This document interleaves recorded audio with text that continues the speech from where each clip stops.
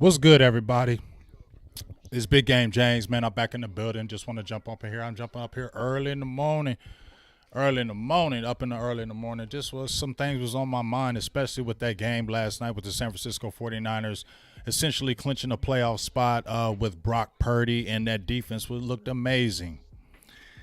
But the title of this show is I Ain't Scared of No Niners or Any Other Damn Team, and it's up to Dallas. It is.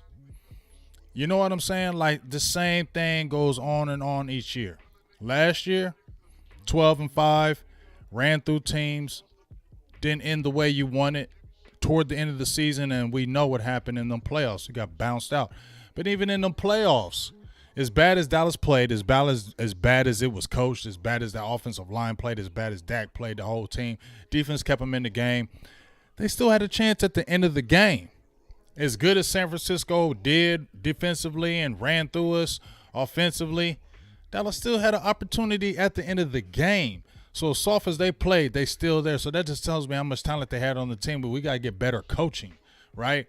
Now, I'm not being critical of anybody because I'm going to sit there and say I don't coach in the NFL. I've coached youth football. I've coached those type of levels. I haven't coached in the big boy level, although I have got an opportunity to coach basketball, things of that nature. I ain't coached on that level, so I can't sit there and say I know what those intricacies go on. But from the outside looking in, and because I've been involved in sports all my life and I've played the game at a high level in different areas, I know what it's about. You feel me? And what about is this? And I'm going to jump on here and show some things right quick while I'm pulling this up. Like I said, I ain't worried about no Niners, bro. Like, I'm not. I'm not worried about the Niners. Do they got a damn good team? Yeah. They got a damn good team. Like, let's go over here right quick. The Niners got a damn good squad. I was just looking at offensive lines, right? Where we at? I'm going to scroll up. There they are, right here. San Francisco Niners. They got a damn good squad. Offensive line just allowed 4 pressures against Tampa Bay, and that's when they had the upset win against the Tampa Bay Buccaneers. But the Tampa Bay Buccaneers ain't the Tampa Bay Buccaneers of old, right? San Francisco is only one of 7 teams whose line have surrendered fewer than 100 pressures on the season, 95. Damn good. That's why they winning, right? Ain't because no damn Brock Purdy. He's being a catalyst as far as not making the mistakes, right? But when you got a damn good defense, you traded for Christian McCaffrey, your guy Debo Samuels is out, but you got a pretty good offensive line. You just can't make mistakes. You feel me? Now everybody's hyping this dude, Brock Purdy, like he's the best thing since sliced bread. I've seen this before, dog. I've been watching football damn near all my life. Played it, watched it, sports, just not even in football, basketball, baseball, all kind of sports. It's the same thing. We've seen guys come out of nowhere, Jeremy Lin. We've seen tons of people come out of nowhere, undrafted players, low drafted players come out of nowhere and play good, and then guess what? After a few weeks, you find out about him, and then all that stuff they was doing. Oh, Brock Purdy looks like he's last pick in the draft. He just doesn't look. He looks so calm. He looks like a veteran. It looks like he's been there and done it. That's because this team is nice. Let's keep it real. They be killing me how they be hyping these dudes on TV, and these are NFL players, and they know better. You sit there and say, yeah, hey, he did good. He's playing well, but let's not forget, there's a reason why he was the last pick in the draft. The last pick started all 4 years, right? And was the last pick in the draft. There's a reason why, right? So I'm not saying he can't play in the NFL, but there's a reason why. But when you got a damn good team around you and a damn good coordinator that schemes you correctly, you get away with those flaws and warts. People won't see them, but they eventually will see them when you play against a really good defense that can really get into that scheme and stop that. Let's see him make them critical passes in the playoffs. Let's see that if Jimmy Garoppolo's out. Let's see if he can take them all the way to promised land. I bet you he don't. And if I'm wrong, tell me. But I bet you he don't, and I bet you they find him out. And I don't believe all that stuff about Brock Purdy. I'm sorry, I don't. Hey, he looked good out there. I ain't believing he's a second coming of something. Now, your upcoming opponent, you play the Seattle Seahawks, right? Seattle's defense run collapsed in weeks. They're allowing almost 5 yards a carry, right? So you play the Buccaneers, who aren't the Buccaneers of old. You know, this ain't the Buccaneers team that won the championship a couple years ago. This ain't the same Tom Brady. This ain't the same team, right? They don't have the same players.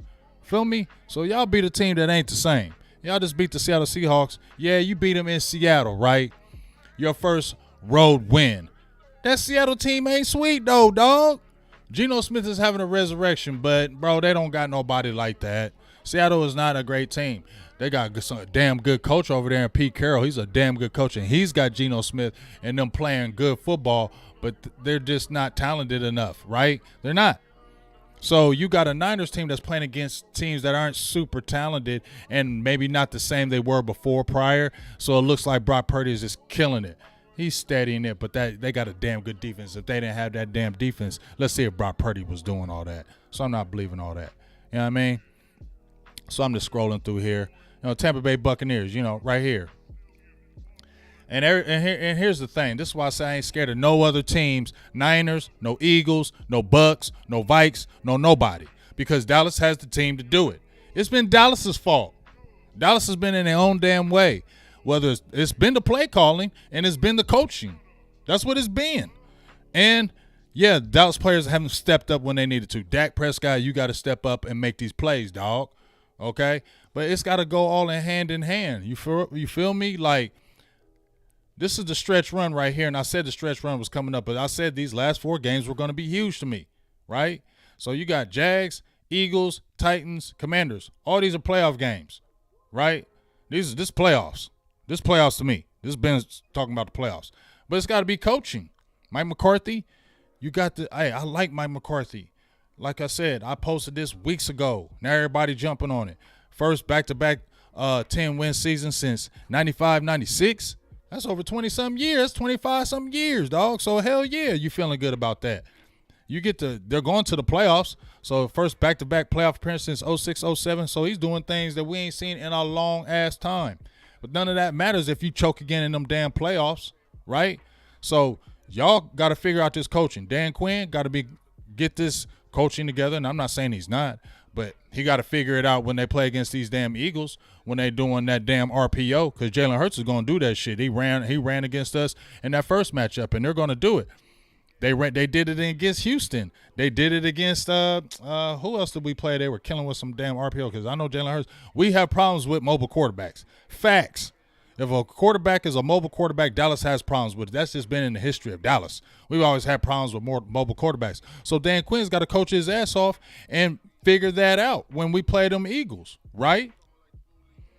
Kellen Moore, you got to do good play calling when you play against these Niners or when you play against these Eagles again and when you get in these playoffs, okay? I hear so many people saying early, 3 or 4 weeks ago when Tom Brady made this big-time comeback, oh, I don't want to play. I don't want to see them Bucks in the playoffs. They could be dangerous. Hell no. I want to see the Bucks in the playoffs because I'm tired of it. And I'm just letting you see what these Bucks are showing right here. You feel me? Dog, we ain't beating Tom Brady for how long? He was owning us with the Patriots. Owning Dallas with the Bucks.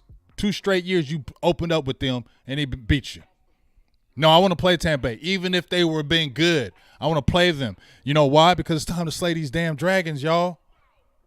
Like, it's time to slay these damn dragons.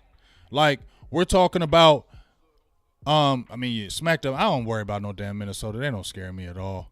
They're not frauds to me, but they don't scare me. They ain't doing nothing. But when we're talking about, if you're a competitor, I'm going to be going all over the place. So just feel me. I'm trying not to go real long, but just feel me. This is Dallas Cowboys, and I'm going to jump into this right quick. But the art of competition, don't you want to play the best? That's what I don't care.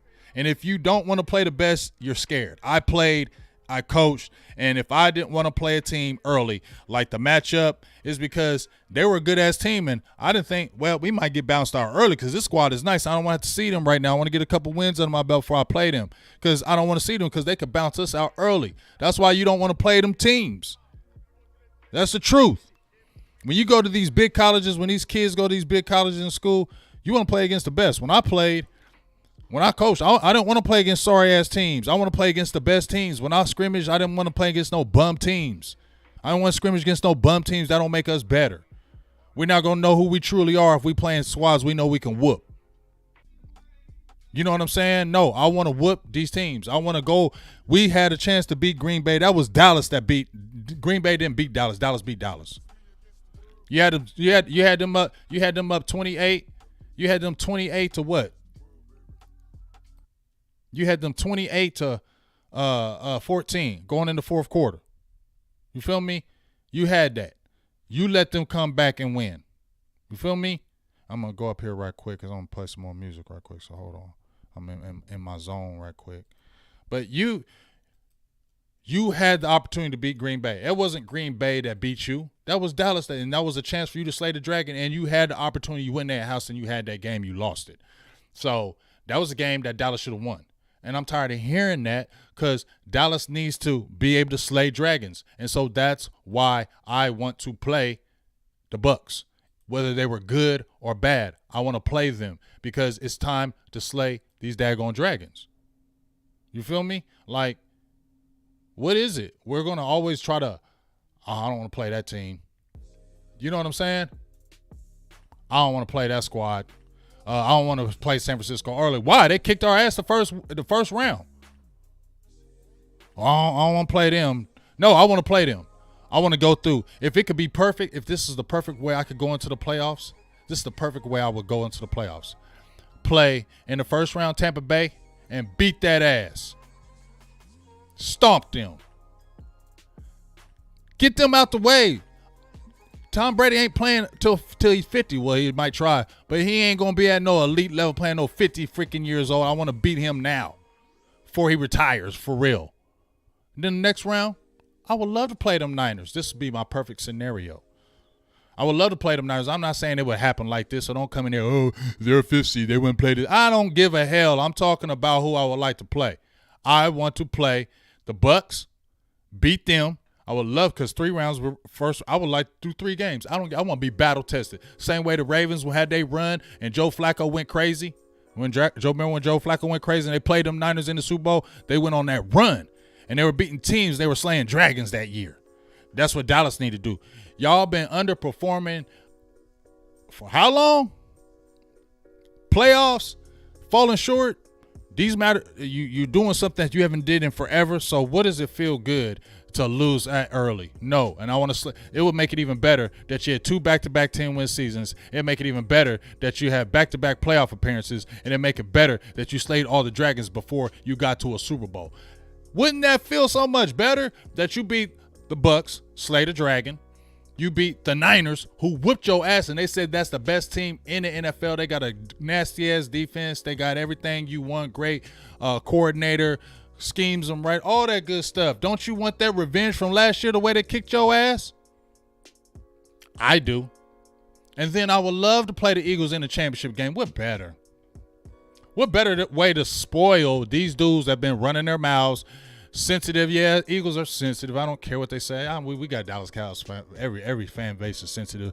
Hell, Dallas Cowboys are hella sensitive too. But these dudes are hella sensitive. I just seen where Chris Sims said he wouldn't be the MVP, and they're like, he's trash. Like, who cares? These are people's opinions. I don't care if 20 people say Dak Prescott ain't the MVP. So what? What does that matter? Those are opinions. Who cares? They're not factual statements of what they're saying. They're just open up a podcast and give their opinions. So who gives a hell what anybody says about anything? It's about the team and who's in that damn building and who's in that locker room. And can y'all coach and get over the hump? Who gives a hell if 20 freaking million people are saying it's about the team? It's about y'all. That's all it's about. And not the outside noise. That's what they've been saying. So preach it right here. But I would love to play them Eagles in the NFC Championship game, much like back in the 80s when they beat us. I would love to beat them going to a Super Bowl. Wouldn't you love to beat Bucs, Niners, Eagles? That's battle tested. If you didn't win a Super Bowl, I still feel damn good. You got to a Super Bowl, you ain't been there in over 20-some years, so you got no complaints from me. But if you went through them 3 trees and you got there, and let's say you lost, I wouldn't give a hell. Bring Mike McCarthy back. Make that shit work. But if they're beating them teams, that tells me it was good coaching from the top. That tells me Kellen Moore did something that we ain't seen him do. And I'm going to tell you another thing. You're not going to see coordinators like Kyle Shanahan and those dog coordinators come to Dallas because they ain't listening to Jerry and them. Straight up. You feel me? They ain't listening to no damn Jerry Jones. That's why they don't come here. They ain't listening because they meddle. And that's why I said the Cowboys are going to get a coordinator that's going to listen to them. So as much as we dog Kellen Moore, and I get it, he be effing up. I know it. He gets on my nerves too. I don't hate him, but he does get on my nerves too. Dan Quinn get on my nerves sometimes. But they want a guy that they can control. And I feel like they can control that. And I feel like they still doing influence play calling. And Kyle Shanahan and them guys who are nice with it, they ain't going to be listening to that stuff. I feel like that's why Eberflus left, because they was meddling. He wanted his own thing. That's why he left. You know what I mean? Like, they're going to meddle. And I feel like that's why those top coordinators don't come to Dallas, because they meddle too much, and them coordinators don't want to deal with that. So they want to go somewhere where they freely can do whatever the hell they want. We neuter those guys. Dallas neuter those guys when they come over. Mike McCarthy has pushed past that, because that just shows he's a damn good coach. If he rose above all that goofiness with that front office and they still got back-to-back 10-win seasons, that tells me he's a good coach. But show you an even better coach in these playoffs, because we can cry about Kellen, but this is all we got right now. So they got to do it. Don't tell me these teams are better than Dallas. Even when the Eagles beat Dallas, it was 26-17. It was 20-17 going in the fourth quarter with 3 interceptions from Cooper Rush. They didn't dominate Dallas. When San Francisco won last year, they didn't dominate Dallas. They physically dominated us, but Dallas still had an opportunity to be in that game at the very end. So that shows you the talent. So it's up to Dallas, y'all. Once again, this is up to freaking Dallas, bro. This is up to Dallas. Dallas has to come with the mindset of, we're not going to be denied. They can beat every freaking damn team out here. I'm not being scared of none of these freaking teams. Oh, I want to play Minnesota over them. Yeah, we whoop Minnesota. I ain't got nothing to prove with no damn Minnesota Vikings, because we know they're better than them. We got to prove it to these Eagles, because they beat us this year. We got to prove it to these Niners, because they beat us last year. And we got to prove it to the Bucks, because they beat us this year. I don't want to hear that shit no more, dog.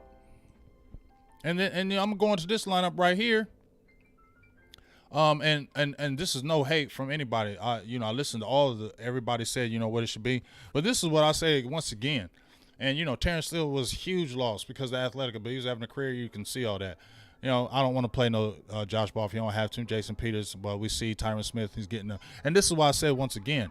And now, Trayvon Walker, breakout game, notched a sack, 3 pressures against the Titans. He works on the left side. He's probably going to get Tyler Smith. I'm okay with that. I think it was Dylan Wilson right here, my guy. Shout out to you. We had a good little back and forth. When he said this is what Dylan Wilson says right here. Shout out to you, big dog. Tyron Smith, Tyler Biadasz, Zach Martin, Jason Peters. And I say, yeah, that's probably your best 5. You feel me? And that's probably your best 5. It is. But I say, what if one of them gets hurt? Josh Ball's your swing? Y'all really want that? That's why I say roll with Tyron Smith at right tackle, keep Tyler at left tackle, and Peters is your swing. You can always mix and match those guys. That's why I said that, because Connor McGovern isn't trash at left guard. I get it. Tyler Smith is probably better at the run. But what if you started Jason Peters at the right? And then you had Tyron Smith at the left, and you slid Tyler Smith at left guard. What if he started having hole penalties? Yes, he's going to be a more physical blocker. Yes, he's more athletic. Yes, he's a better probably left guard than Connor McGovern. I'm not disagreeing with that. But what if he gets holding calls? What if he starts having issues because he hasn't played guard all this year, right? And what if he has those issues? You know what I mean? Then you're just going to be like, oh, what if he gets 3 or 4 holding penalties? Then you're going to be like, oh, put Connor McGovern back in. No, keep it the way it is, because I believe Tyler Smith can continue to rise to the occasion. Now, I'm going to show you some stuff about Tyler Smith, okay? I get it. This is Tyler Smith right here. Okay? First in the league in penalties, 11. I get it. Only gave up 4 sacks, though. And let me move this over. Hold on.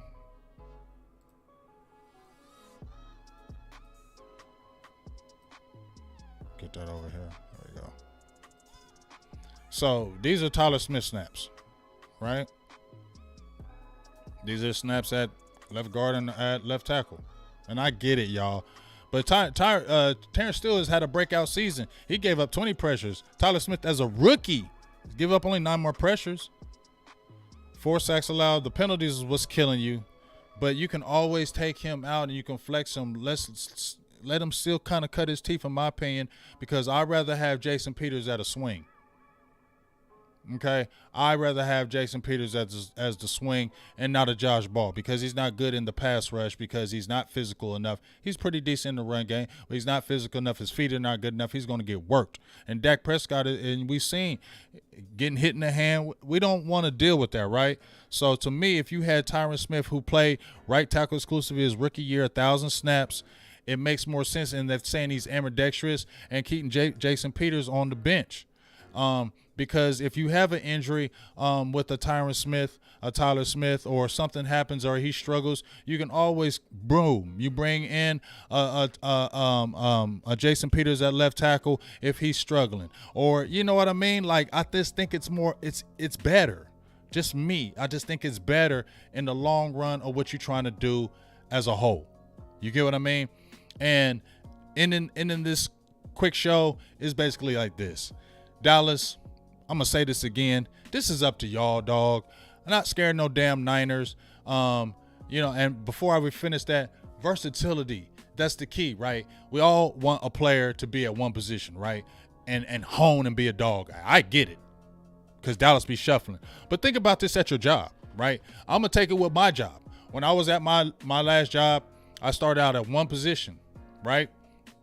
But what made me more valuable to the company, when I knew multiple things and not just knowing one thing, I became even more valuable. I was able to make more money because I became more valuable. Because now, even though I'm a beast at one thing, I floated and did other things. I became a driver. I worked on this assembly. I did like mad different things. And it made me feel better about myself that if somebody went down, just like in a game, or somebody called off, we didn't have to worry about the machine stopping, or this day is going to be effed up because they're not here and we ain't got nobody to do this. No, I can jump right on there and do it. I might not be a beast like they are, but I'm definitely adequate and it's going to get job done, and I'm going to make sure I put my energy into it so it does get done. So I'm more valuable, and it helps when you can slide like a person who can do mad different things. And that's why I say about the versatility, about kicking a Tyron Smith, because the versatility is good for you. So you got versatility along that line. So use that versatility between those three players, and Tyron Smith, Tyler Smith, and Jason Peters. But I just don't want a 40-year-old, even though he did it 15 games last year. Once again, I don't want a 40-year-old starting at that right tackle when you can have somebody who's played it more than he did and was effective at it. So, and last thing saying this, it's up to y'all, Dallas. Kellen Moore, Dan Quinn, Mike McCarthy. Y'all have to be the guys. And the team's going to have to follow. Y'all got to stop the choking, but it's got to be better. It's got to be better play calling. It's got to be better coaching. That's what's going to get us over the hump. That's why we wanted Jason Garrett gone, right? Because for 10 years, it was that coaching. Yeah, the players were effing up, but that coaching, dog, always failed us. And that coaching can't fail Dallas this year, because if it does, it's going to just be the same damn thing. Dallas, they're always going to meddle. I'm just letting that go. They ain't never not going to meddle. Jerry ain't never not going to meddle. They ain't never not going to hand their hands in the pot. But somehow, some way, y'all going to have to rise above this coaching staff. Period. It's up to y'all.